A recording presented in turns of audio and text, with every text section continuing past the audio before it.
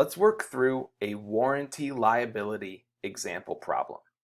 So the problem says Wallace Company estimates that 2% of their units sold will be defective. The average cost of repairing a defective unit is $25. So we're given some information here about the number of units that we sold in September, October, November, and December. What do we need to do? We need to prepare the journal entry to record the estimated warranty liability, and then prepare a journal entry to record the cost incurred in honoring 1,200 warranty claims.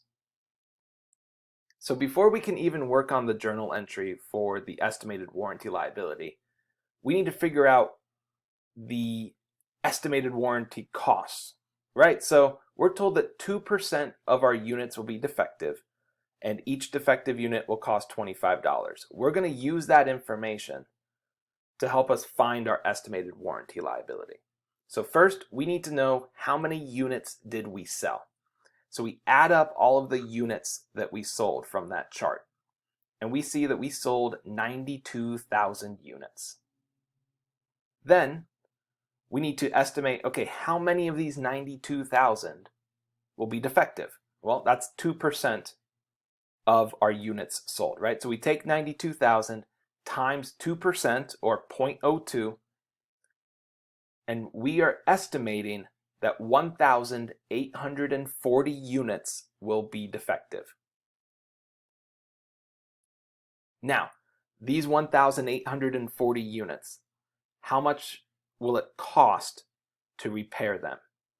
Well, we're saying that each defective unit will cost $25. So in total, our estimated warranty costs are $46,000.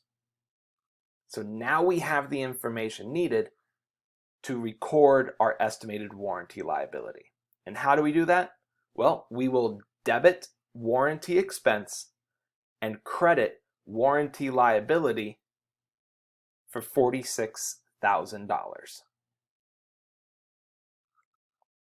Now, honoring warranty claims. Before we can work on that journal entry, we have another calculation here. We need to figure out what will the cost be of honoring these 1,200 warranty claims. So we're going to take the 1,200 claims times 25, because each of those claims will cost $25 to repair. So in total, that's $30,000. So this journal entry, what are we going to do here? Well, we're going to debit warranty liability because our liability is decreasing since we are honoring some of these warranty claims.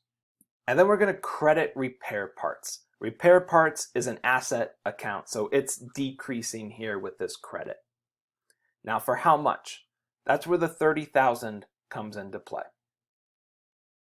So now, after this entry, we can figure out what our balance would be in warranty liability. So we initially credited $46,000, and then when we honored some of the warranty claims, we debited warranty liability $30,000, leaving us with a balance of $16,000 in our warranty liability.